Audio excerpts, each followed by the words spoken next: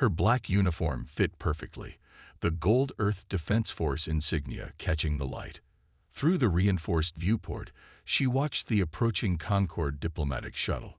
It was small compared to the massive human warship, like a bee next to a whale. "They're right on time," Admiral Kim said, stepping beside her. His weathered face showed the stress of recent weeks. "Always punctual when delivering threats," Hyun replied, straightening her collar.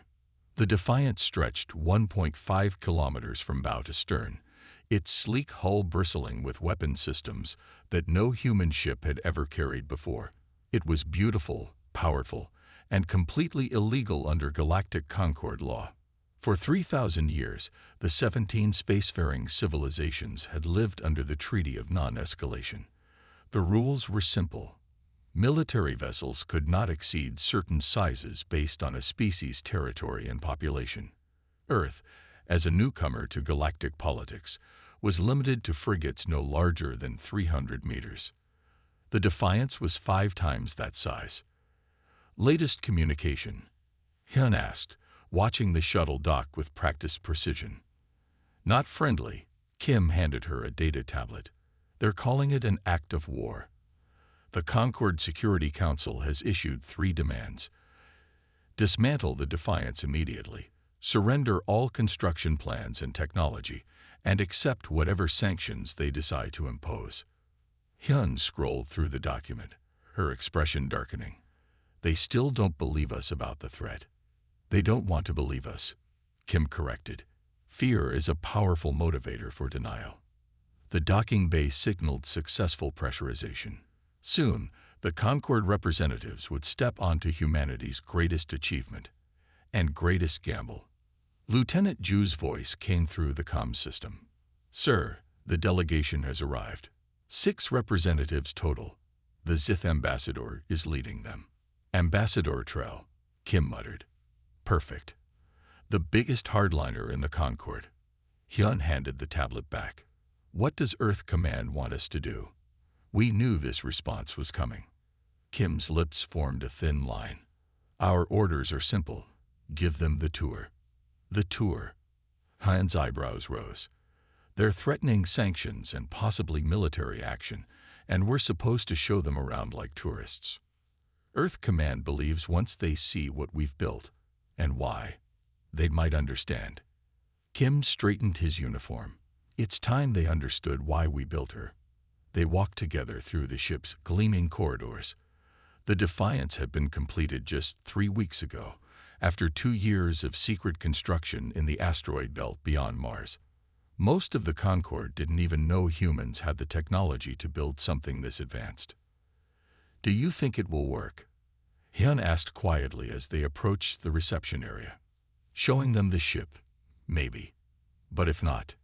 Kim didn't finish the thought. He didn't need to. If diplomacy failed, the Defiance would have to fulfill its purpose alone. The doors to the reception area slid open. Inside waited 6 aliens from different Concorde worlds. At the front stood Ambassador Trell of the Zith Collective. Tall, with iridescent blue skin and 4 elongated arms that moved with careful precision. The Zith were founding members of the Concorde, and among its most powerful voices. Admiral Kim. Commander Hyun. Trell's translator conveyed the words in perfect Earth standard, though his mouth parts moved in patterns impossible for human speech. "I see you've chosen to receive us aboard this vessel, despite our clear communication that its very existence violates Concorde law." Kim stepped forward, offering the traditional Concorde greeting. Right hand extended, palm up. "Ambassador Trell, welcome aboard the UES Defiance. We appreciate your willingness to come in person." Trell did not return the gesture. "We are here to inspect the extent of the violations before the Concorde Security Council determines its response. This is not a social call." Behind Trell, the other representatives shifted uncomfortably. One, a reptilian Vex with scaled skin, kept glancing around at the corridor dimensions as if performing mental calculations. Another, a gaseous entity contained in an environmental suit, pulsed with colors that Hyun recognized as anxiety patterns. Of course, Kim replied smoothly. "We're prepared to show you everything. The Defiance has nothing to hide." "Except its purpose," Trell said sharply. "Humanity claims this vessel is defensive, yet its specifications suggest otherwise." Hyun stepped forward. "Ambassador, the Defiance was built for one purpose only, to defend not just Earth, but potentially all Concord worlds. If you'll follow us, we'll explain everything." Aliens' discomfort became more obvious. The Defiance's interior was designed for human proportions, making some of the delegates stoop slightly. "This ship has 16 decks, crew quarters for 1,200 personnel, and advanced medical facilities," Hyun explained as they walked. "It's powered by—" "We've seen the preliminary scans," Trell interrupted. "Your power systems alone violate 3 separate technology-sharing provisions of the Concord Charter. How did humanity develop quantum-fold reactors without assistance?" Kim smiled thinly. "Human ingenuity, Ambassador. When properly motivated, we can be quite resourceful." They entered a turbolift that carried them upward through the massive ship. When the doors opened, they stepped onto the main bridge, a circular chamber filled with stations, holographic displays, and a central command area with a view of space through reinforced viewports. The delegation spread out, examining everything with critical eyes. "This is illegal," stated a small, multi-eyed delegate from the Quanta hegemony. "The weaponry control systems alone exceed allowable parameters by 300%. "The Concord has been clear," Trell added. "Military vessels are limited to ensure no single species can dominate others. This ship could destroy an entire defense fleet." "That's exactly right," Kim said quietly. "It could. And soon, it will have to." The room fell silent. "What do you mean by that, Admiral?" Trell asked, all 4 arms tensing slightly. Kim nodded to Hyun, who activated the main display. A star map appeared, with several systems blinking red near the outer edges of Concord space. "For the past 18 months, we've been monitoring an expansion of unknown origin from beyond the Sagittarius arm," Hyun explained. "These red markers represent systems that have gone completely silent. Outposts fail. Communications break down," said the Vex representative dismissively. "Not 27 systems in sequence," Kim countered. "Not without a single distress signal. Not with every investigation team we've sent also disappearing." Trell stepped closer to the display. "If this is happening, why hasn't the Concord detected it?" "Because the affected systems are primarily human colonies," Hyun said. "We're the ones with outposts in that region. When we brought our concerns to the Concord Security Council 8 months ago, our reports were dismissed as exaggerations." "So you built this weapon, in secret?" Trell's voice carried both accusation and a hint of something else, uncertainty. "We built this ship because we had no choice," Kim said firmly. "Earth Command received a single transmission from our farthest outpost 3 months ago. Just 30 seconds of footage before it went dark like all the others." Hyun touched another control. The star map disappeared, replaced by grainy footage showing strange ships of unknown design, organic-looking vessels that seemed to absorb light rather than reflect it. The recording showed them tearing through human defenses like paper. "What are they?" asked the gaseous entity, its containment suit pulsing with alarm colors. "We don't know," Hyun admitted, "but they're coming this way. The Defiance isn't an act of aggression against the Concord. It's humanity's attempt to survive what's coming, and perhaps help the rest of the Concord survive too." Trell stared at the footage, all 4 hands clasped tightly together, a zith gesture of deep concern. "The laws said no," Kim said quietly, "but extinction doesn't negotiate. Will you help us convince the Concord, Ambassador, or will you force us to face this alone?" The briefing room aboard the UES Defiance was designed to impress. Polished metal walls surrounded a large circular table with a holographic projector at its center. Comfortable chairs, built to accommodate various alien physiologies, ringed the table. Admiral Kim stood at the head position, his face grim as the 6 Concord representatives took their seats. Commander Hyun positioned herself near the door, watching their reactions carefully. "Thank you for agreeing to this briefing," Kim said, his voice echoing slightly in the quiet room. "What I'm about to show you has been classified at the highest levels of Earth government." Ambassador Trell of the Zith folded his 4 arms across his chest. "We are here under protest, Admiral. This vessel's existence violates numerous treaties." "I understand your position," Kim replied calmly. "But after seeing what I'm about to show you, you may reconsider." The graphic projector hummed to life. Above the table, a 3-dimensional map of human colony systems appeared, spinning slowly. "Computer, show expansion pattern alpha. Timeline compressed, beginning 18 months ago." The hologram shifted. A dark shadow appeared at the edge of mapped space. As they watched, it spread like an ink stain across the stars, systems winking out one by one as it passed. "What are we seeing?" asked the gaseous entity delegate, its containment suit pulsing with uneasy colors. "Destruction," Kim said simply. Each of those points of light was a human settlement. Mining colonies, research stations, agricultural worlds. Population ranging from a few hundred to nearly 1 million on New Terra. He tapped another command. The hologram changed to show orbital footage of a human colony world. The planet looked normal at first. Blue oceans, green and brown landmasses, white cloud swirls. Then dark ships appeared, hundreds of them, descending toward the surface. Where they passed, the land changed. Colors faded to gray. Cities disappeared. It was as if life itself was being erased. "We call them the Void Reapers," Kim explained, his voice heavy. "They've been consuming worlds at the edge of human space for nearly a decade now.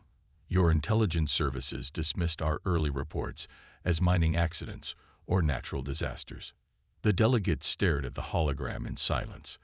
The small planet continued to gray out as they watched, like a spreading disease. "This footage is from New Terra," Kim continued. "Population 800,000. Our most distant major colony.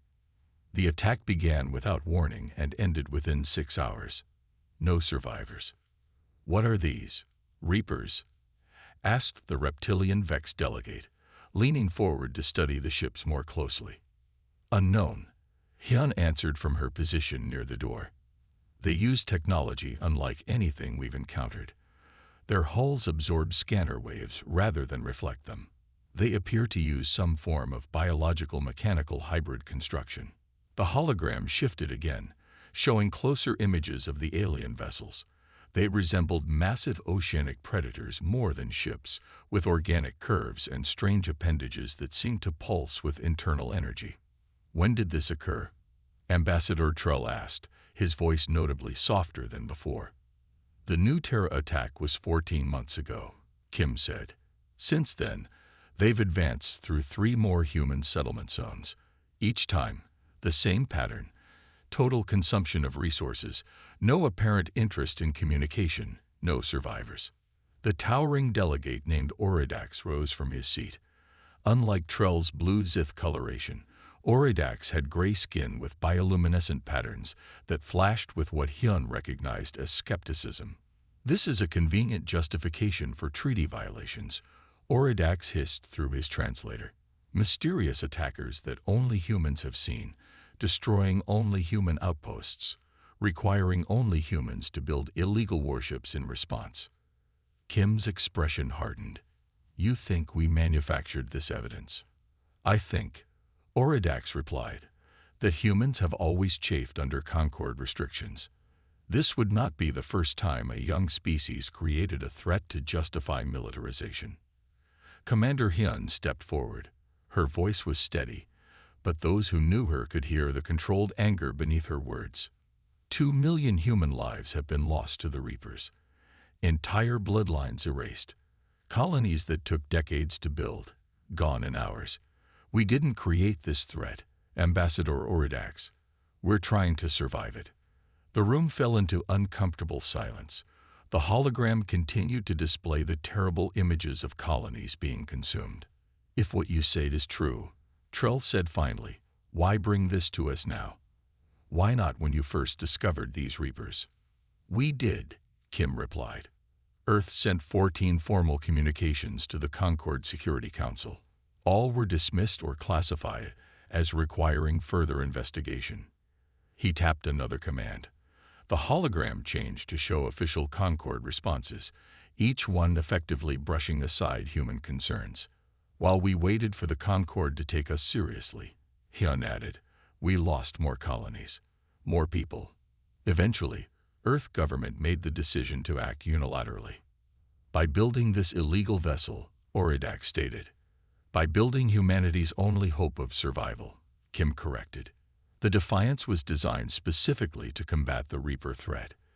Its power systems, weapons, and defensive capabilities are all tailored to what little we've learned about their technology." He paused, looking each delegate in the eyes before continuing. "The evidence you need won't come from this presentation. It's already en route to this system." "What do you mean?" asked Trell.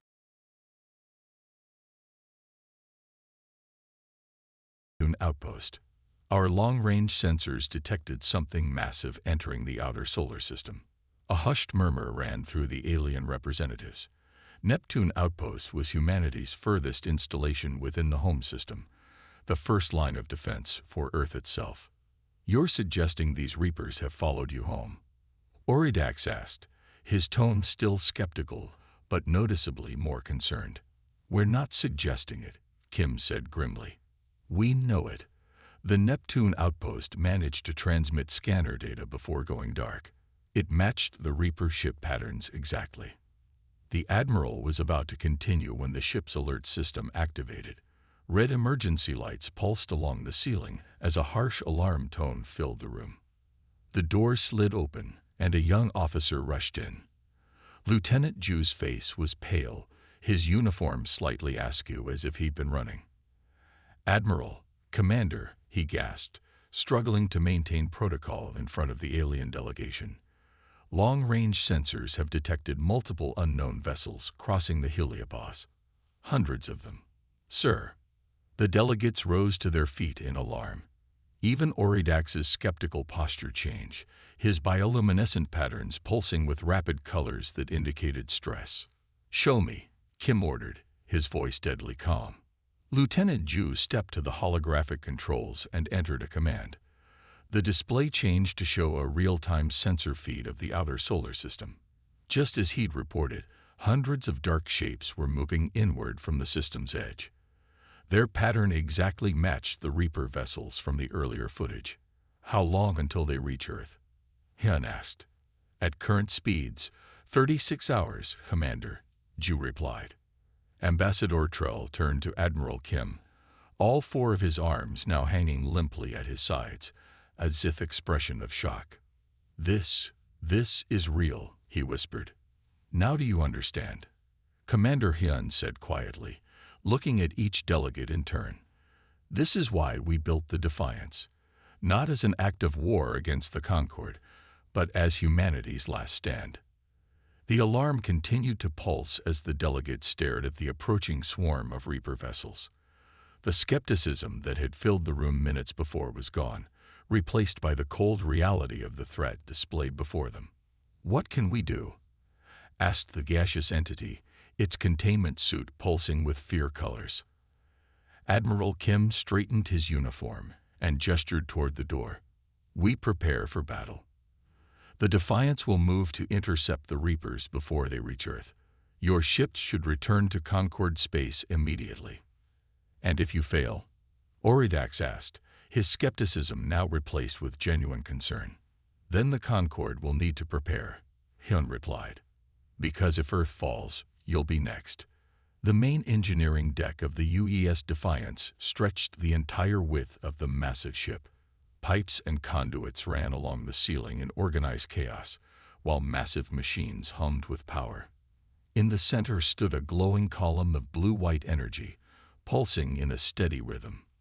The Concord representatives followed Dr. Han through the space.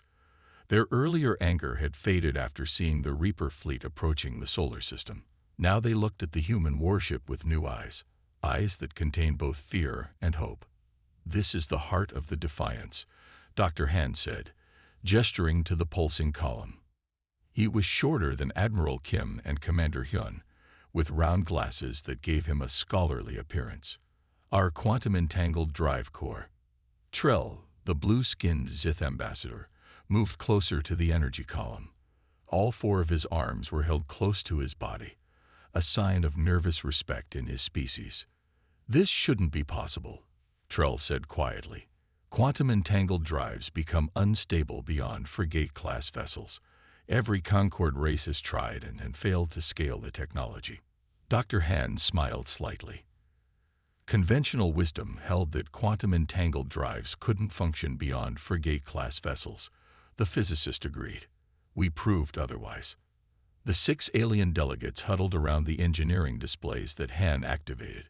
Complex diagrams appeared, showing the inner workings of the drive system.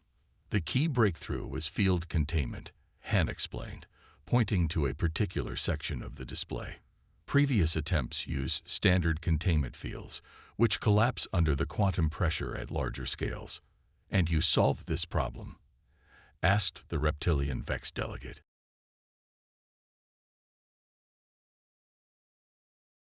"We let it expand naturally, but within a recursive loop. The field contains itself, essentially." The gaseous entity pulsed with colors of surprise and disbelief. Its translator voiced the question. "That approach violates established quantum physics principles. The cascading feedback should tear the ship apart." "It would," Han agreed, "except for this." He pointed to another section of the diagram. "We call it the resonance chamber. It harmonizes the quantum fluctuations rather than suppressing them." The aliens exchanged glances. Commander Hyun watched their reactions carefully. She knew what they were thinking. Humanity had achieved what their civilizations had considered theoretically impossible, and they had done it in secret, without sharing the breakthrough with the Concorde as required by treaty. Oridax, the tall gray-skinned delegate who had been the most skeptical in the briefing room, studied the displays with intense focus. His bioluminescent patterns flickered rapidly, a sign of deep thought. "And your weapon systems?" Oridax inquired, his translator conveying nervousness despite his attempt to sound clinical. "They must be equally innovative." Commander Hyun moved forward. "This way," she said, leading the group toward another section of the engineering deck. They stopped before a massive display showing the ship's external weapon arrays. "Graviton Lance batteries," Hyun explained, gesturing to the arrays visible on the screen. 17 distributed across the hull, each capable of independent targeting. "Graviton weapons are prohibited under Concorde weapons treaties," Trell noted, though his tone lacked its earlier accusation. "Standard graviton weapons merely disrupt target materials," Hyun continued. "Ours are different.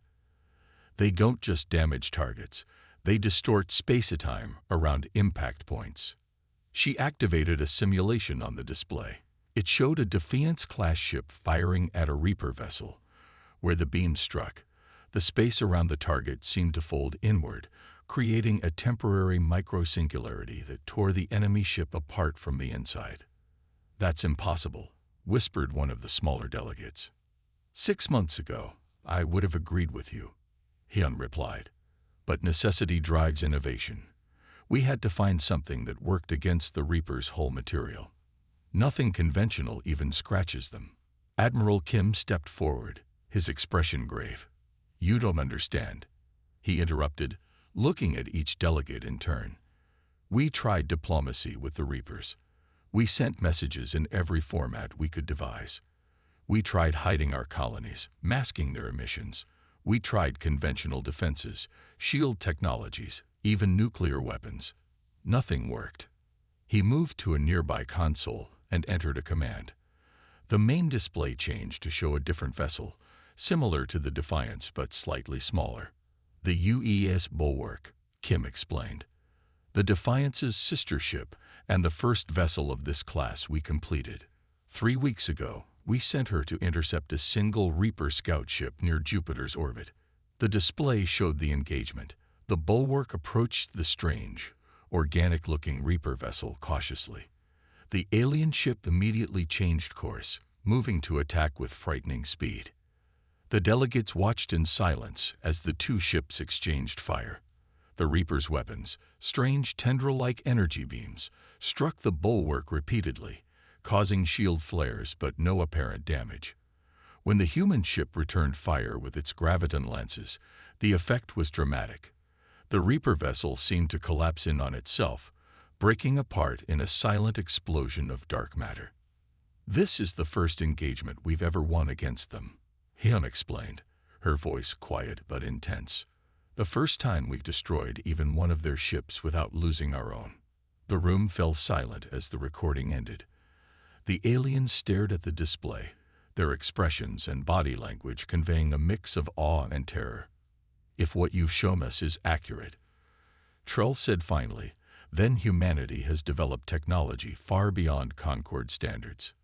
"We had no choice," Dr. Hand replied simply. "Survive or perish." The most basic motivation. Oridax stepped closer to the displays, studying the weapon systems with new interest. "How many of these ships do you have?" "2, Kim answered honestly. "The Bulwark and the Defiance. We're building more, but each takes months even with our entire industrial capacity devoted to the effort."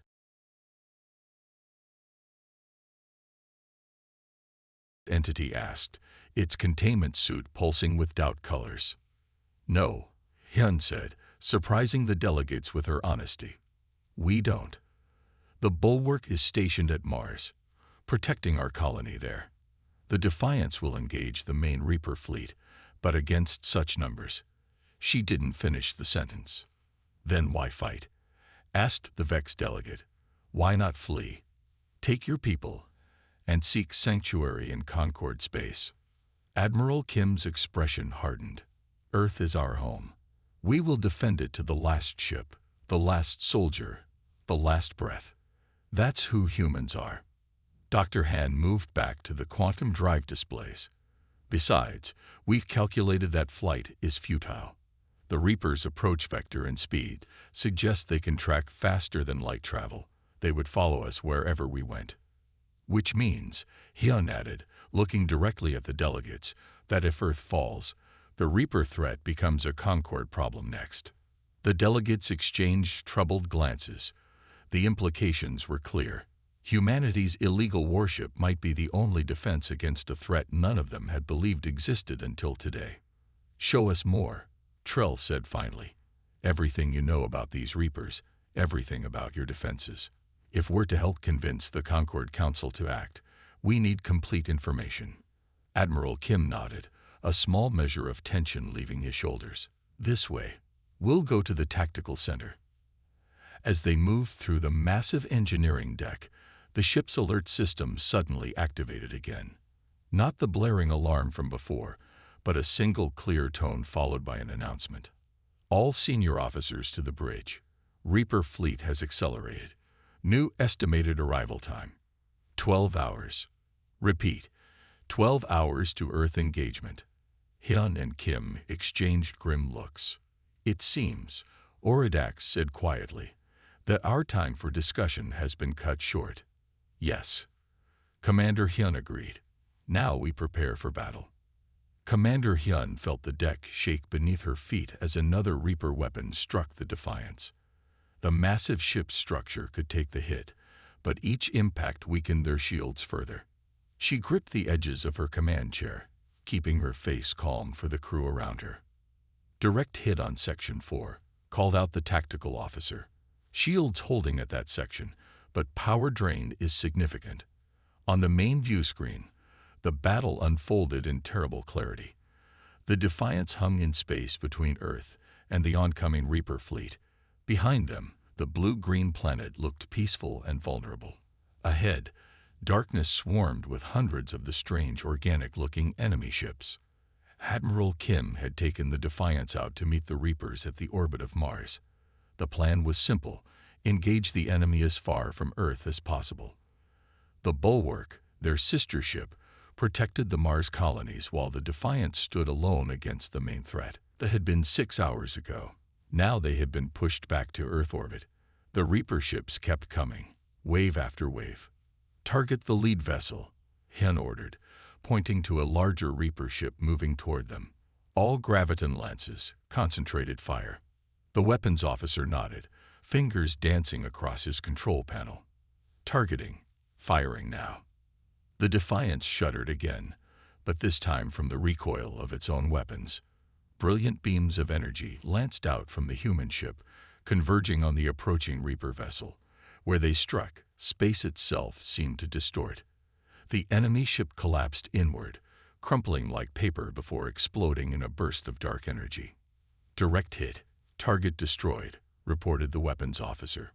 A brief cheer went up around the bridge, quickly silenced as 3 more Reaper ships moved to take the place of the destroyed one. "They're adapting to our firing patterns," Lieutenant Park warned from the sensor station, "changing their approach vectors to minimize exposure to our weapons." Hyun studied the tactical display with growing desperation. The graviton lances were effective. Every shot destroyed a Reaper ship, but there were simply too many enemies. The Defiance, for all its revolutionary technology, was outnumbered at least 50 to 1. Shield integrity at 37%. Lieutenant Park reported, his young face tense with worry. "We can't maintain this position much longer, Commander." Hyun nodded grimly. "Rotate shield frequencies. Try to give the port side shields time to regenerate." "Yes, Commander." She rose from her chair and moved to stand beside Admiral Kim, who was studying a secondary display showing Earth defense positions. The planet's conventional defensive systems, orbital platforms, and surface-to-space weapons were impressive by normal standards, but useless against the Reapers. The ground batteries. Maybe buy some more time. Kim's expression was grim. Time for what? Evacuation. Where would we go that they wouldn't follow? Before Hyun could answer, the ship shook violently. Several crew members were thrown from their stations as red warning lights flashed across the bridge. "Direct hit to engineering," shouted the damage control officer. "Graviton Lance Array 3 is offline. Dr. Hand reports the quantum drive is stable, but power output is reduced by 20%. Hyun returned to her command chair, pulling up the damage reports on her personal display. The situation was deteriorating rapidly. At the current rate of engagement, the Defiance would be overwhelmed within the hour. Earth gleamed blue and vulnerable behind them. The last line of defense, now this single warship. Billions of people going about their daily lives, many still unaware of the battle raging above them. Evacuation procedures had begun for key personnel, but there was nowhere safe to send most of the population. "Commander," called the communications officer suddenly, "we're detecting a large number of ships emerging from FTL at the edge of the system." Hyun's heart sank. More Reapers. They couldn't handle the ones already here. "Identification," she demanded. The officer worked his controls frantically, then looked up with wide eyes. It's the Concorde fleet, Commander. I'm counting over 200 vessels of various classes." A murmur of surprise ran through the bridge crew. The Concorde delegation had departed the Defiance 12 hours earlier, returning to their ships which had maintained position at the edge of the solar system. They had promised to take humanity's evidence back to the Concorde Security Council, but that would take days, at minimum. "They're holding position at the system edge," the officer continued. "And we're being hailed. It's Ambassador Oridax." Hyun exchanged a quick glance with Admiral Kim, who nodded. "Put it on screen," she ordered. The main view screen changed from the battle displayed to show the face of Oridax. The tall alien's gray skin was illuminated by the control lights of his own vessel, his bioluminescent patterns pulsing with colors that indicated high emotional states. "Commander Hyun," Oridax's translated voice filled the bridge. "We have conferred among ourselves and with our respective governments. The Concord battle group will engage alongside Defiance. Hyun couldn't hide her shock. The Concord ships were individually much less powerful than the Defiance, designed under the treaty restrictions that humanity had violated. They would be even more vulnerable to the Reapers.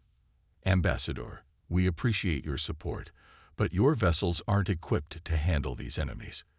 The treaty was designed to prevent conquest, not extinction. Oridax finished, his expression solemn. The Reapers threaten us all. If Earth falls, the rest of the Concord will be next.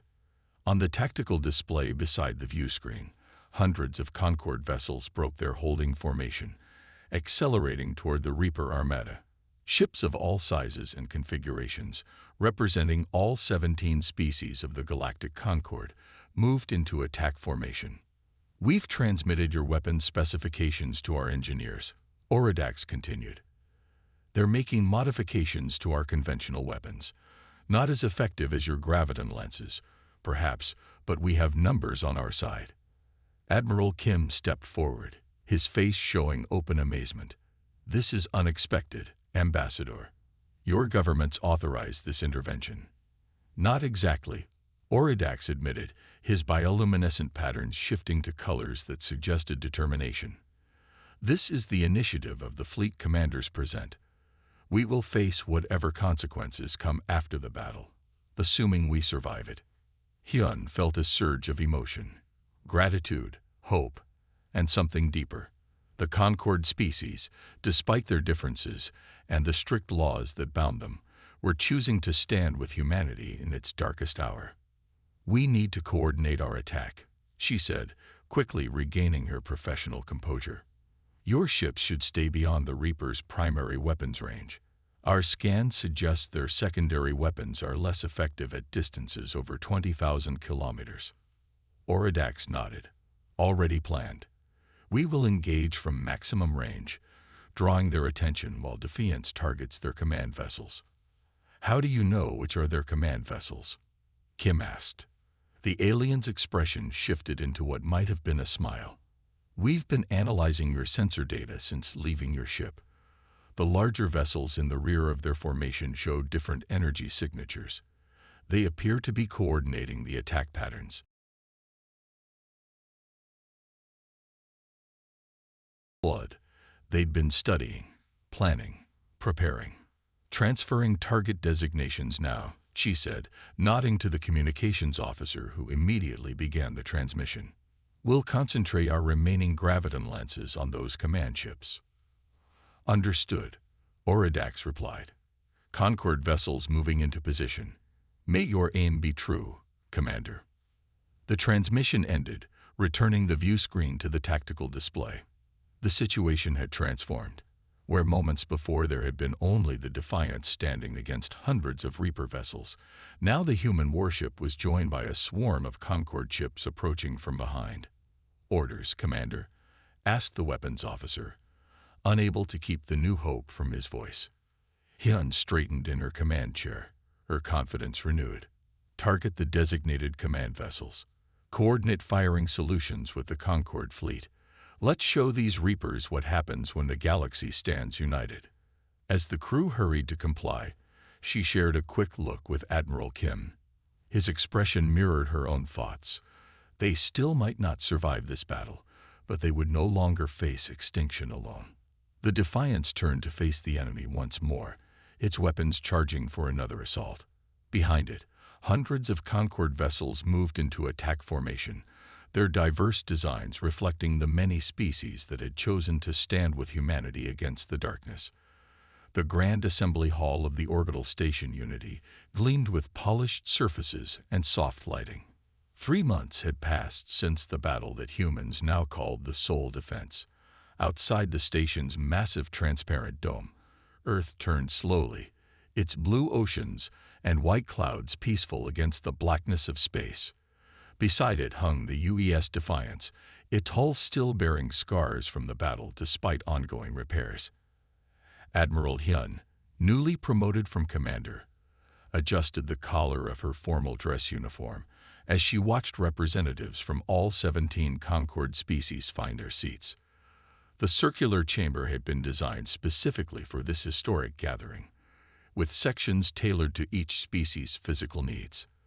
The gaseous entity's special containment area featured atmospheric controls, while the heavy gravity delegates had reinforced seating with gravity compensators. "Nervous?" asked Admiral Kim quietly, standing beside her at the podium. "A little," Hyun admitted. 3 months ago, these same delegates were demanding we dismantle our ship for violating their laws. Now we're proposing to build hundreds more. Amazing what a near-extinction experience will do for bureaucratic flexibility," Kim replied with a slight smile. A tone sounded, signaling the start of the assembly. The soft murmur of conversation faded as all attention turned to the human leaders. Admiral Hyun stepped forward to the central position. Behind her, a massive holographic display activated, showing detailed schematics of the next generation of Defiance-class vessels.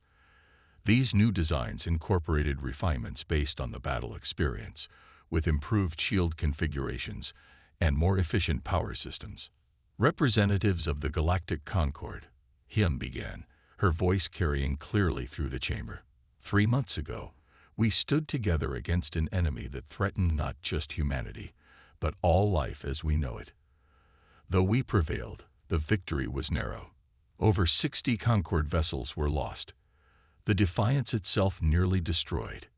She paused, allowing the delegates to remember their losses. Every species had suffered casualties in the battle. "The Reaper threat remains," she stated firmly. "Their main fleet retreated, but our long-range probes have detected at least 3 more armadas approaching from different vectors. They will reach Concord space within 8 months. A murmur ran through the assembly. Though the evidence of the Reaper threat was now undeniable, many had hoped the Sol battle had been the end of it. "Humanity proposes a new compact," Hyun continued, "one that recognizes the changed reality we all face." She gestured to the holographic display, which shifted to show a map of known space with the approaching Reaper fleets clearly marked. At the current trajectories, they would strike at several Concord worlds simultaneously. "For 3,000 years, the Concord has maintained peace through restriction," Hyun said. "The Treaty of Non-Escalation was designed to prevent any single species from dominating others through military might. This was wise, for the threat you faced was each other." The representatives stirred uncomfortably. It was uncommon to speak so directly about the ancient wars that had led to the Concord's formation.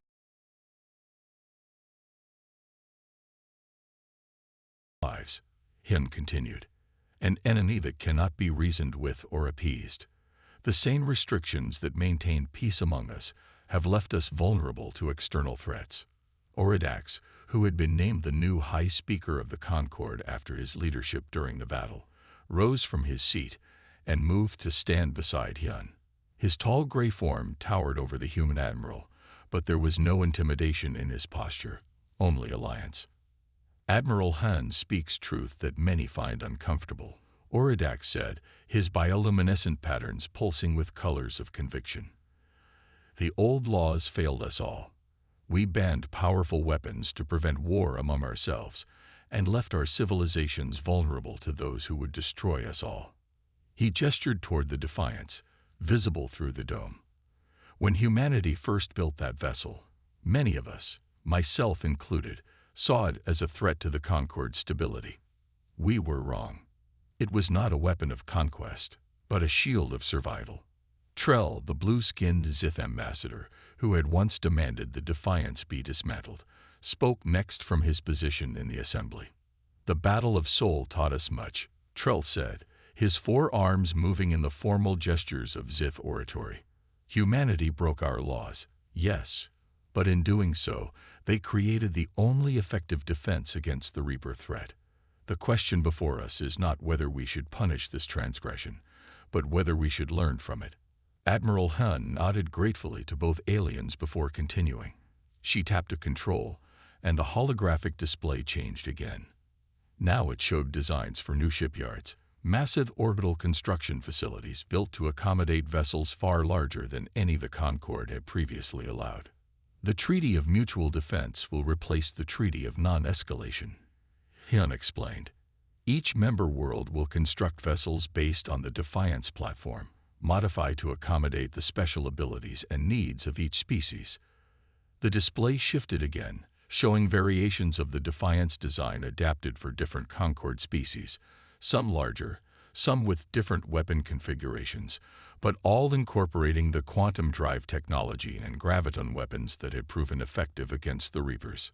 Rather than restricting our defensive capabilities, Hyun continued, the new treaty will coordinate them. No single world will stand alone against the threat. Resources, technology, and personnel will be shared freely among all Concord members. Dr. Han stepped forward, joining Hyun and Oridax at the podium. The scientist had become something of a celebrity among the Concord species after the battle. His quantum drive innovations had saved not just Earth but potentially all civilized worlds. The technical aspects are complex but achievable, Dr. Han explained, using simple terms that the translators could easily convert for all species. We've prepared detailed construction plans adapted to each world's industrial capacity. Earth will share all technological developments without restriction, as will all member worlds. A wave of approving murmurs swept through the assembly. The idea of open technological sharing was revolutionary in a Concord that had carefully regulated such exchanges for millennia. This goes beyond vessels, added Admiral Kim, joining the others.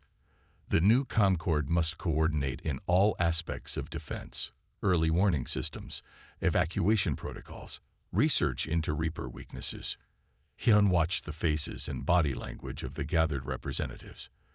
Though translator technology conveyed their words, much communication happened through posture, color changes, and subtle movements unique to each species. What she saw encouraged her interest, determination, unity of purpose. The proposal before you represents a fundamental shift in how the Concord functions, Hyun said. We don't suggest this lightly, but the threat we face demands nothing less. One by one, representatives rose to signal their position. The Vex delegate, whose scaled skin caught the light as he stood. The Vex Dominion supports the proposal. The gaseous entity, its containment suit pulsing with approval colors. The Cloud Collective stands with Earth.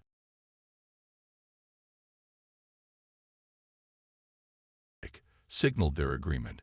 Some offered modifications or clarifications, but none rejected the core principle, a new Concord built on mutual defense rather than mutual limitation.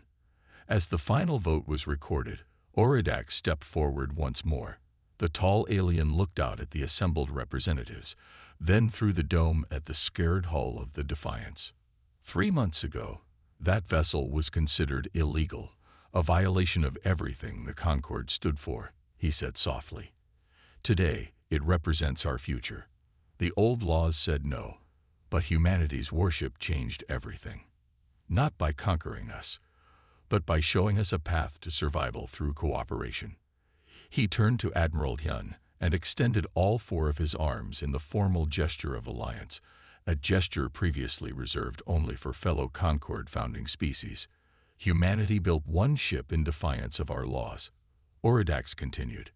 Now we shall build 1,000, in defiance of extinction. The assembly erupted in the various sounds of approval from 17 different species. As Hyun looked around the chamber, she felt the weight of the moment. 3 months ago, she had stood on the bridge of a lonely warship, humanity's last defense against annihilation. Now she stood at the center of a new alliance, stronger than anything the galaxy had ever known. Through the dome, Earth continued its peaceful rotation. Beyond it, the stars held both threat and promise. The path ahead would not be easy, but for the first time since the Reapers had appeared, Hyun felt genuine hope. The Defiance had been built as humanity's last stand. Now it would become the first step toward a future where no species would stand alone.